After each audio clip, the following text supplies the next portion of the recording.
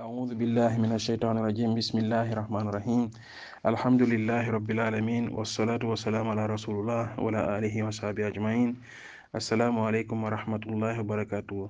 Chers frères et sœurs, nous connaîtrons tous des épreuves dans la vie, que l'épreuve soit manifeste ou silencieuse, nous rencontrerons toujours des épreuves. Allah subhanahu wa ta'ala nous dit dans le Coran, A'udhu billahi minash shaitanir rajim, dans la sourate Al-Ankabut, أحسب الناس أن يتركوا أن يقولوا آمنا وهم لا يفتنون. Est-ce que les gens pensent qu'on les laissera dire tout simplement nous sommes croyants sans les éprouver? Donc le fait justement de se réclamer croyant, sachez que ça va obligatoirement de pair avec les épreuves.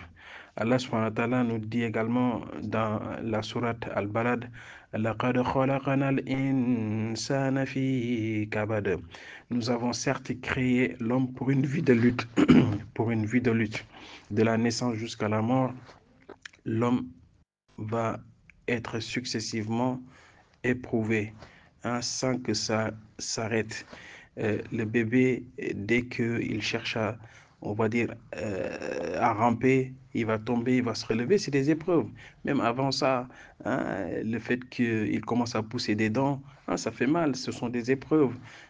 Tout au long de notre vie, on va donc rencontrer ces épreuves jusqu'à la mort. Mais l'objectif des épreuves, c'est pour voir qui d'entre nous, en fait, mérite d'être au paradis. Allah subhanahu wa ta'ala nous a créés avec donc ses propres règles. Et c'est à nous, justement, de savoir que Allah nous a créés pour qu'on l'adore. Le but même en fait de notre présence sur terre, c'est uniquement pour adorer Allah subhanahu wa ta'ala selon comment il le veut et selon le modèle de Rasulullah sallallahu alayhi wa sallam. Allahu Akbar. Allah subhanahu wa ta'ala nous a défini un certain nombre d'épreuves que chacun d'entre nous va rencontrer dans sa vie, puisque Allah subhanahu wa ta'ala nous dit وَلَنَبْلُوَنَّكُمْ بِشَيْءٍ مِّنَ الْخَوْفِ وَالْجُوعِ وَنَقْصٍ مِّنَ الْأَمْوَالِ وَالْأَنفُسِ وَالثَّمَرَاتِ وَبَشِّرِ الصَّابِرِينَ. Qu'on pourrait traduire par certes, nous vous soumettrons à quelques épreuves en vous exposant de temps en temps à la peur. On connaîtra toujours la peur de perdre ses parents, la peur de perdre ses enfants, etc. On a peur pour nos enfants, on a peur pour le mari, pour la femme, pour les frères, pour la famille, pour le travail, pour la santé, etc. On connaîtra toujours la peur. Allah subhanahu wa ta'ala nous dit, on va également être éprouvé par de la faim. La faim dans le monde, on voit toujours que plein de personnes sont éprouvées par la faim, que ce soit en fait la privation par-ci par-là, que ce soit des embargos, que ce soit avec l'inflation qui fait que les prix sont inaccessibles, les denrées sont inaccessibles, etc. Et Allah subhanahu wa ta'ala nous dit également que nous allons être éprouvés par de la perte dans nos biens. Tu vas voir ta voiture, elle va tomber en panne, le téléphone, il va se casser, la machine à laver va lâcher, la télé ne répond plus, etc. Il y a plein d'épreuves en fait qui sont liées à nos biens qu'on va donc devoir subir fi dunya.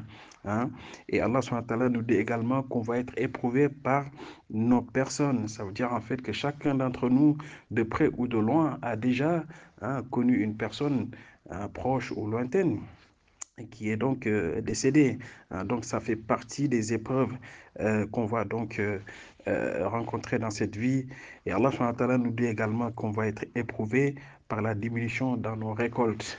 Donc vous voyez que des fois en Afrique, à la fin des récoltes, juste au moment de les cueillir, de les récupérer, il va y avoir une invasion de sauterelles, des criquets qui va donc détruire les récoltes. Ici en Europe également, des fois avec le changement climatique, le froid qui vient détruire les récoltes, mais également le phénomène de l'inflation qui fait que des fois en fait on n'a pas accès à cette récolte, etc., etc. Il peut y avoir divers facteurs que Allah subhanahu wa ta'ala, par lesquels Allah subhanahu wa ta'ala nous éprouve sur donc ces récoltes. Allah subhanahu wa ta'ala donc a listé ici un certain nombre d'épreuves que nous allons tous rencontrer dans cette vie. Par contre, le prophète Mohammed nous a dit, il n'y a pas un musulman qui serait atteint de malheur et qu'il ne dise, nous sommes à Dieu et nous retournons à lui.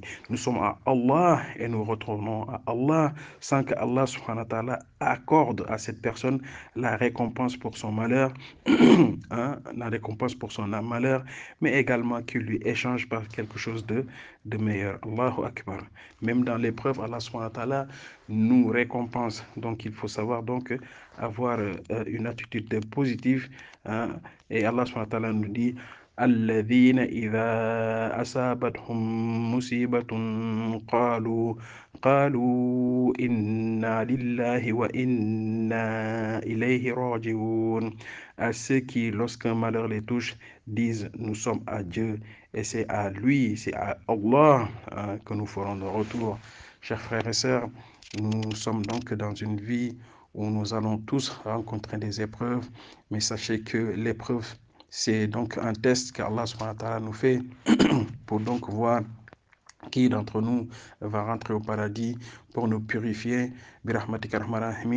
On demande à Allah subhanahu wa ta'ala de nous alléger ces épreuves, de nous compter donc parmi ceux qui sont patients, puisque l'épreuve, on connaîtra tous des épreuves, mais c'est dans ces épreuves-là, le plus important, c'est l'attitude qu'on doit avoir, qui est donc quoi? C'est l'attitude de sabre, de garder la patience, de faire confiance en Allah subhanahu wa ta'ala, d'invoquer Allah subhanahu wa ta'ala, de patienter tout simplement en espérant obtenir donc cette récompense. Wa sallallahu barik ala sayyidina Muhammadin wa ala alihi wa ashabihi ajma'in.